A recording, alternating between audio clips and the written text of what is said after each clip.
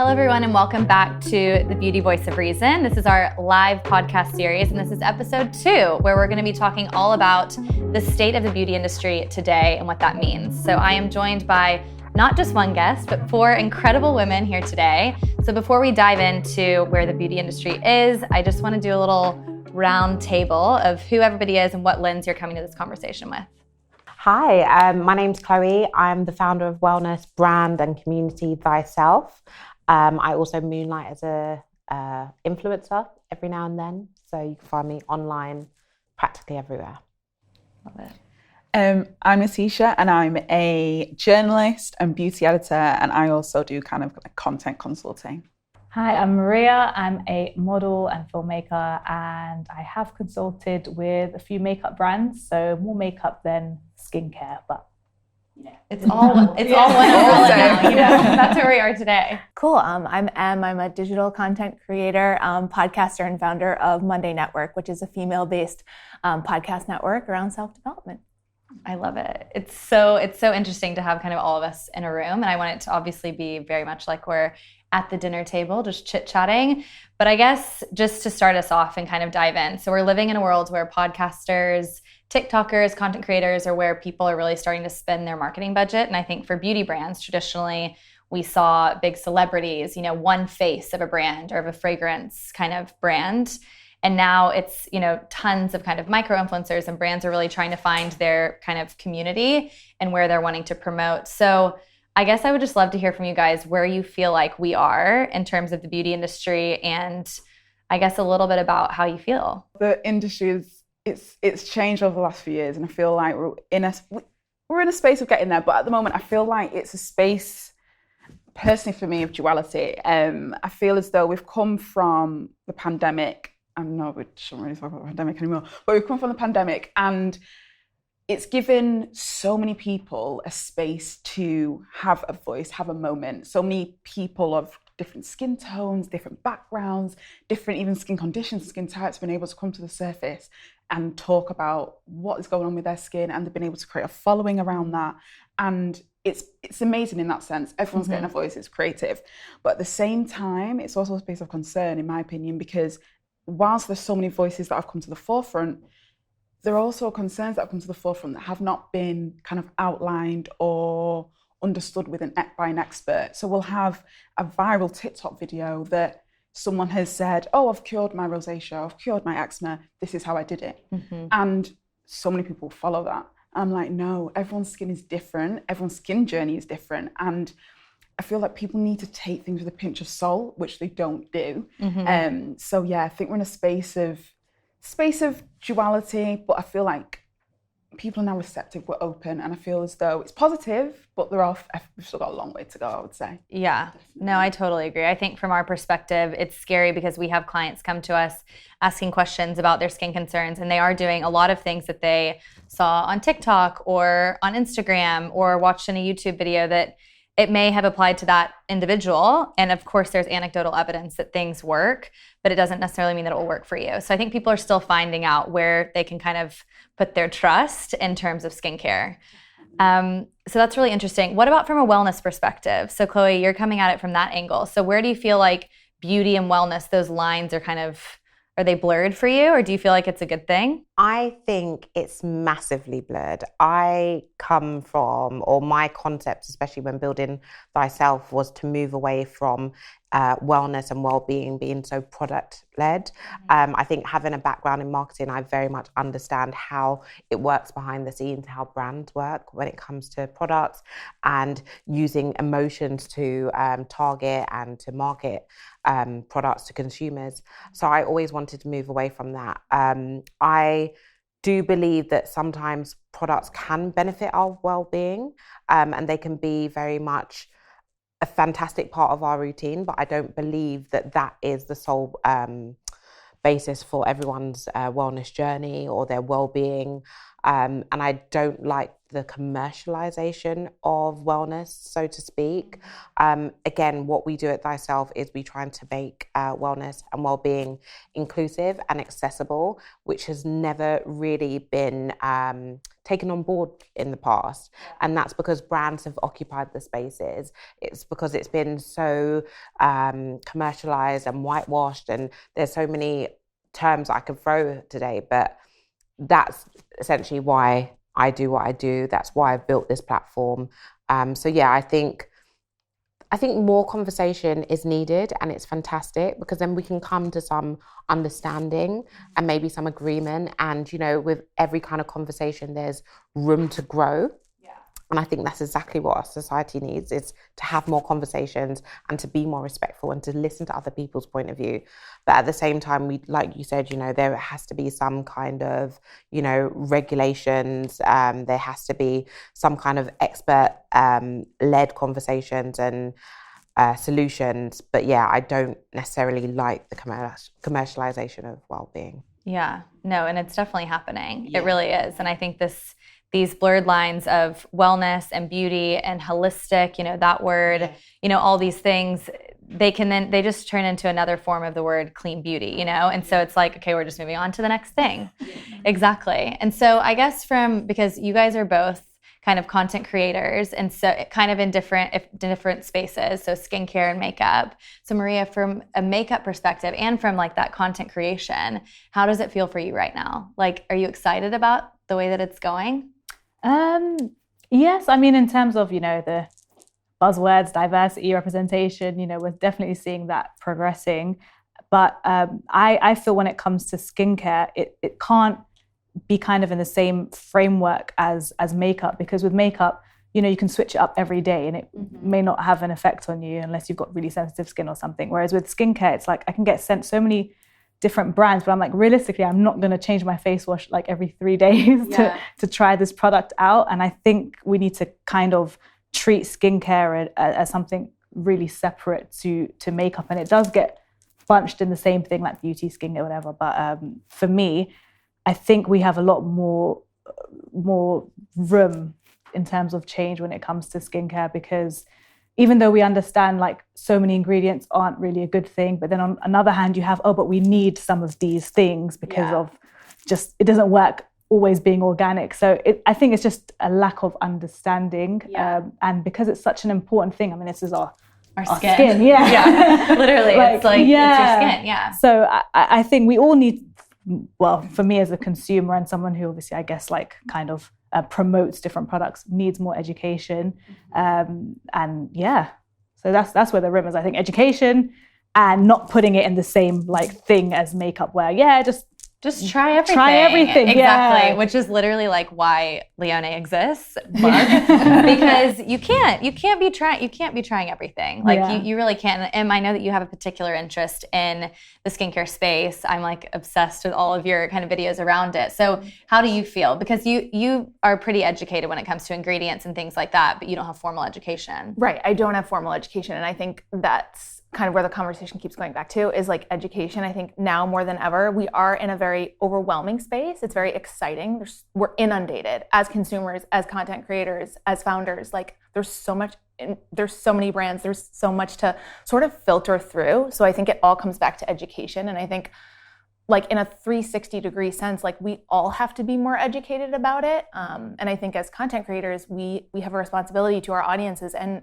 also we have to be giving out that the right information and the right education. So I think more than ever, we're all being a bit more savvy about the things that we're talking about.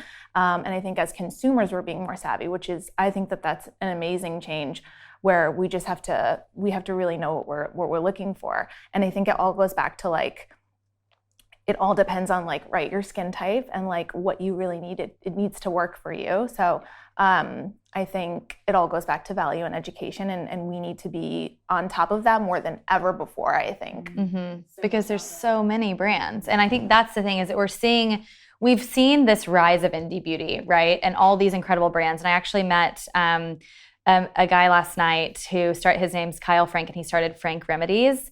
And he was so incredible. And he's actually started a skincare brand out of his own need. And he's done amazing things for his own skin. And the products are so beautifully formulated.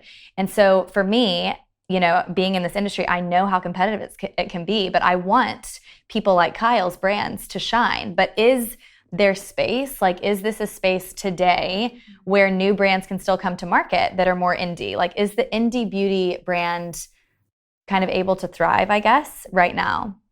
So for me, I do think that there's space for indie brands still. I personally would be more inclined to shop with an independent brand if they've got a good story that relates to me. There's a lot of proof and there's a lot of science behind some of the brands as well, especially from a wellness point of view and the kind of holistic point of view, where I only want to really work with natural products or naturally derived products and ingredients. I think for me, indie brands are the way forward. Yeah. I do understand how it works from the business point of view, though, that sometimes these big corporations can buy into the smaller brands. And then that's when people, especially the consumers' understanding of things, can get a little bit skewed. But on the basis of your question, I do think that there's room for independent brands still. Yeah.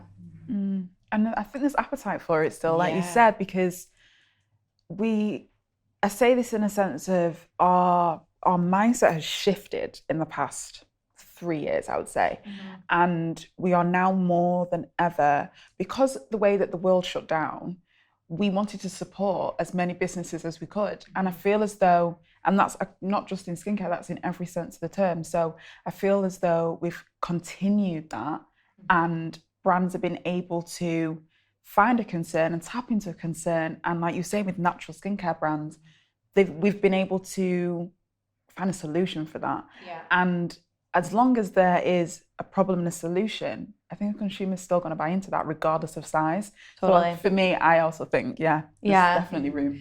Yeah, I think that for me, it's that these smaller brands and us as a small brand, it's like, these spaces are so like crowded already. And from your standpoint, I guess for you guys, like, are you only working kind of with brands that you really believe in? Or do you feel like, you obviously have a business to run too. So how does that work in terms of like indie and whether or not they can survive in this climate where content creators are kind of driving marketing?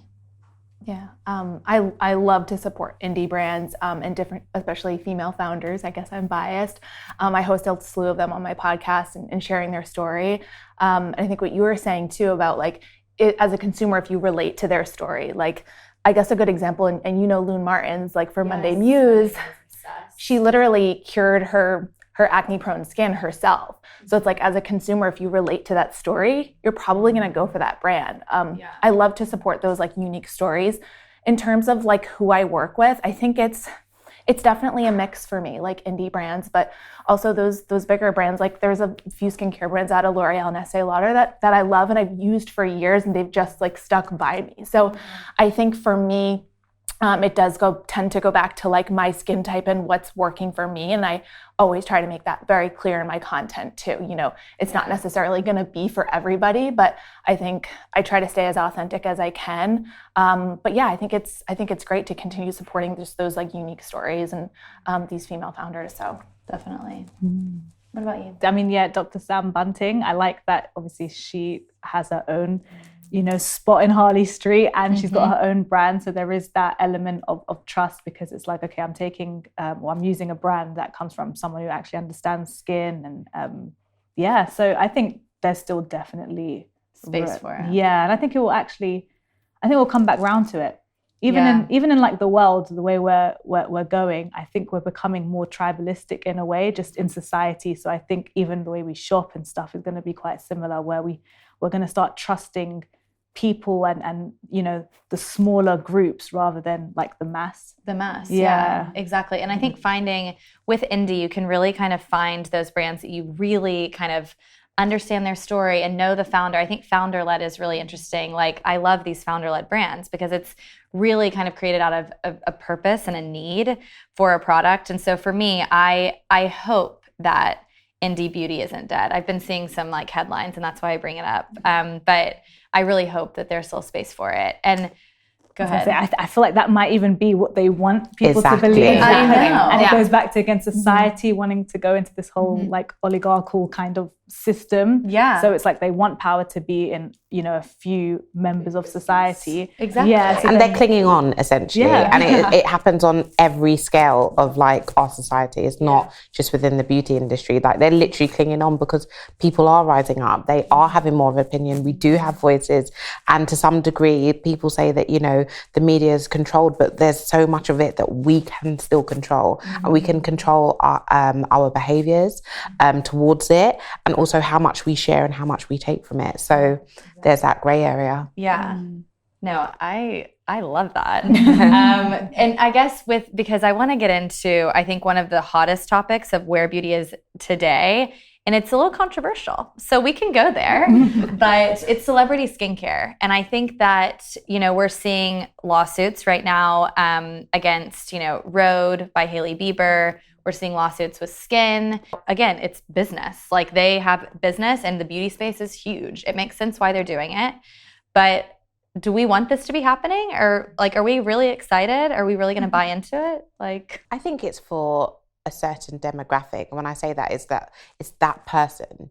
It's not necessarily just this person of this age. It's that person with that mindset. If that's what they're into, then that's what they're going to do. If they don't mind trying it, I might be someone that might want to try it. It might be that, who can I say, who's so... Breen Brown, she could come out with something and I might be up for trying it because she's so inspirational to me. So just like I'm interested in her, there could be someone interested, or there is definitely people interested and influenced by the likes of Kim Kardashian or Lori Harvey or any, you know, throwing it in there. So it could be anything like that. But I personally, I do see it from a business perspective, and I don't know how much I essentially believe in these celebrity brands. Again, I'm more likely to go towards the founder-led, the cult, indie brands, or, you know, even come up with my own kind of solutions. yeah. Maybe. Yes, start your own thing. When we have the time. But yeah, that's my kind of idea around it. I think that there's room for everyone, and I think having options is what is good for our society. But yeah, I'm just kind of split really. It doesn't really concern me too much because I don't feel very tied to that. Exactly. I get that. Yeah. I'm very skeptical. In a sense of there so many, I say that, and it's like, two in mind is Kim Kardashian's range and Kylie Jenner's range. They kind of come to my head, and also even Rhode, like we were saying, but just celebrity skincare brands in particular, I feel as though they can be quite deceptive to a consumer. Because dangerous? Or you think it's dangerous, like... yeah. And it's like you're deceiving the consumer because, say, for example, Kim Kardashian, she has the best experts at her fingertips. She can go to the best facialists, the best estheticians, the best doctors, and she can have the amazing amount of treatments, and nothing's wrong with that. I think if you need to go and see a specialist, go and see a specialist, have the best skin.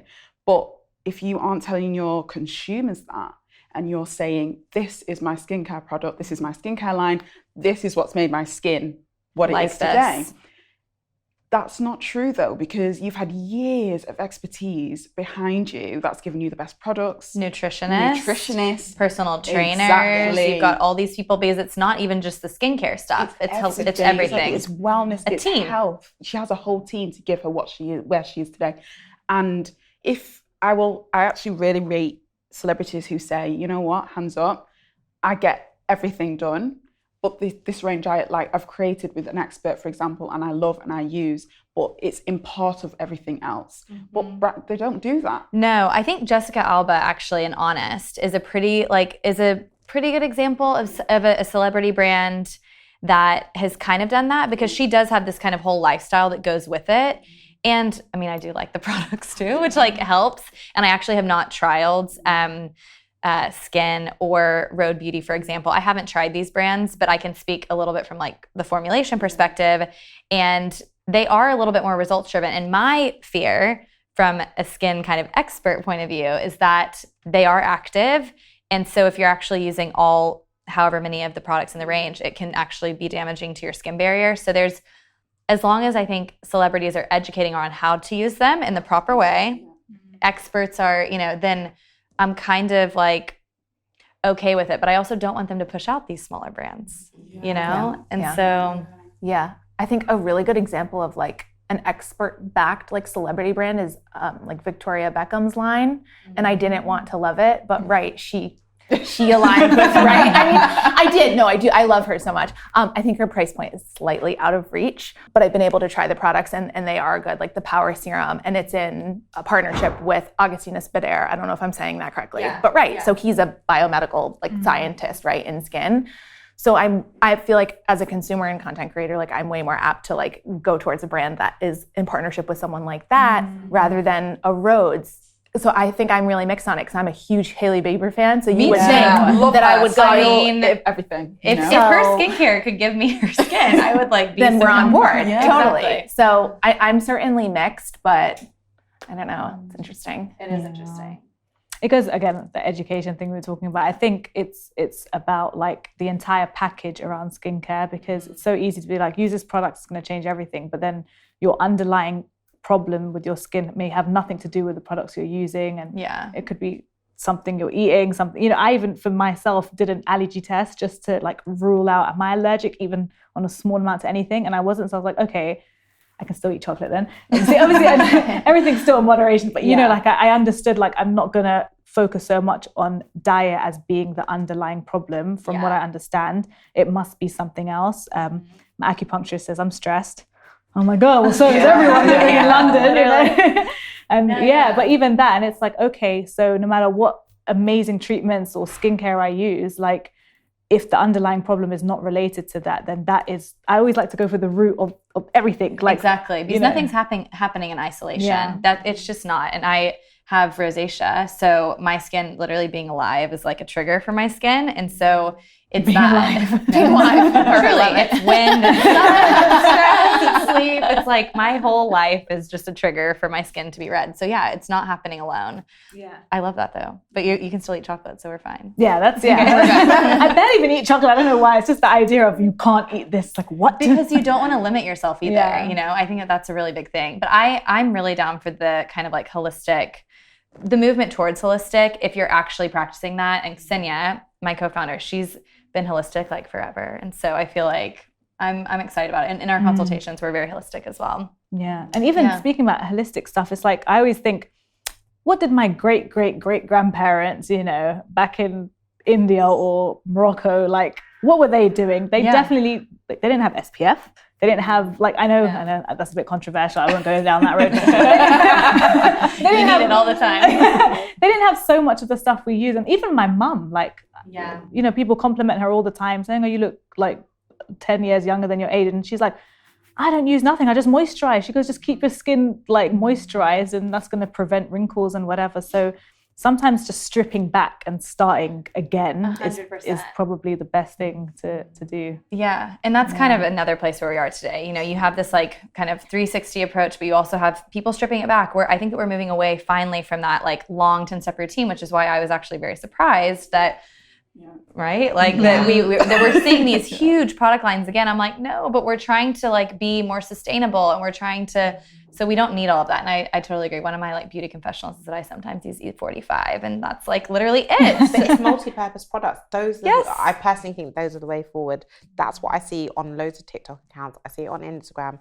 That's what people want. They want a multifaceted product. They don't want to have to buy this, and somehow make it work together. I personally don't want that either. No, I want multi-purpose for sure. Like I don't want to, because also I'm tired, like it's, by the end of the day, I'm really, really tired. But I think it's interesting. I think that the state of beauty today is an interesting space to be. And I think that, like you were saying earlier, we're kind of like of two minds, because we're a little bit stuck in the past and also like looking forward to the future. So I think that it's a really pivotal point in the industry. I think it's such an exciting space to be in. Obviously, I'm really excited about it because I'm in it and we have really exciting things happening with our business. But I just want to thank you all for being part of this conversation and continuing to raise awareness for all different types of thing in beauty, whether it be wellness or women, female communities, everything. It's really great. So thanks everybody. Thank you. Thank you. Thank you. Yeah, and I think that's a wrap.